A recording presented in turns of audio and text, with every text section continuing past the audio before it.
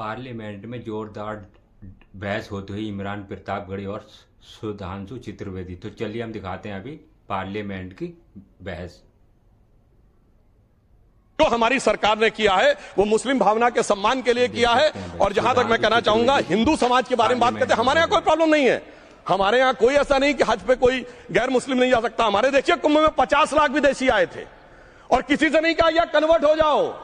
इसलिए मैं कहना चाहता हूं, हिंदुइज्म की धारणा और बाकी धारणा का जो तुलना करने का प्रयास करते हैं वो बहुत उचित नहीं है। मगर सभापति महोदय, इस वक्त ने कई अद्भुत नजारे दिखाए।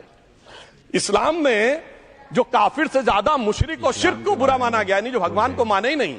यहां देखिए वो लेफ्ट के लोग जो कहते धर्म एक अफीम है, वो आज खुदाई खिदमतगार बन के खड़े हो गए। सोचिए कैसा बदलाव आया है। और सर, मुझे एक और चीज नजर आती है। एक पुराना गीत था, वक्त ने किया क्या हसी सितम। तो आज मैं कहना चाहूंगा, वक्त ने किया क्या हसी सितम कि मुस्लिम लीग और शिवसेना मिलके हो गए हम। और मैं कहना चाहता हूं, ये मुस्लिम लीग वो है जिसने सेपरेट इलेक्टोरेट की मांग की थी और इस शिवसेना के उबाटा के हमारे इस सदन के एक सदस्य हैं। और सर, हमारे साथ मुरली जी बैठे हैं। मुरली देवड़ा जी ने मुझे याद दिलाया, मिलिंद देवड़ा जी ने याद दिलाया। उन्होंने कहा, एक जमाने में उन्होंने कहा था मुस्लिमों की नागरिकता छीन लेनी चाहिए। इसीलिए मैं कह रहा हूं, वक्त ने किया क्या हसी सितम, ये दोनों मिलके हो गए हम। संसद में सीए का कानून भी लाया गया था और कहा गया था बड़े बड़े भाषण देकर के कि पड़ोसी देशों से हिंदू भाइयों को ला करके यहां नागरिकता दी जाएगी। लेकिन मैं आपके संज्ञान में लाता हूं सर कि पिछले इतने दिनों में इनसे नागरिकता लेने के लिए 2000 व्यक्ति भी नहीं आए, जबकि इसके उलट इन्हीं की सरकार में पिछले 10 साल में 15 लाख से ज्यादा भारतीयों ने भारत की नागरिकता छोड़ करके दूसरे देश में जाकर के बस गए। यह हुआ उस कानून का अंजाम। सभापति महोदय, इसी तरह की जिद के साथ किसानों के खिलाफ भी कानून लाए गए थे। जिस तरह आज वक्फ के फायदे गिनाए जा रहे हैं, उसी तरह से किसानों को भी कृषि कानूनों के फायदे गिनाए गए थे। लेकिन अंजाम क्या हुआ? 700 किसानों की शहादत लेने के बाद सरकार को अन्नदाता किसानों के सामने घुटने टेकने पड़े और कृषि कानून वापस लेने पड़े। जिल्ले इलाही, जमहूरियत जो है वो नफरत और ठसक से नहीं चलती है, अकड़ से नहीं चलती है।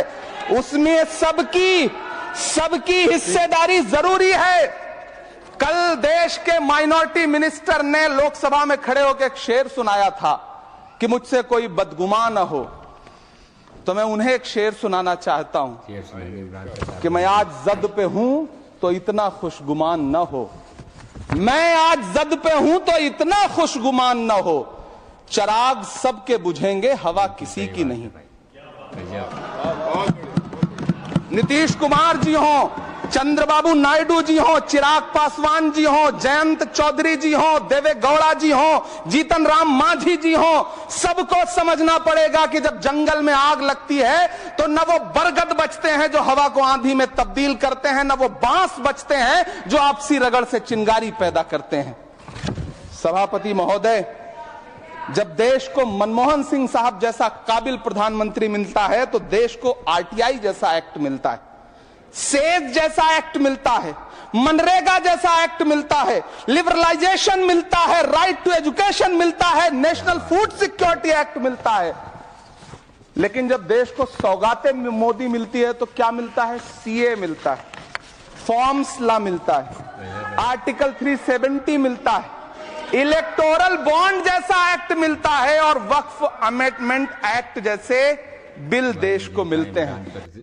इमरान प्रतापगढ़ी जी को कितनी बढ़िया तरीके से अपनी बात को रखा था उन्होंने पार्लियामेंट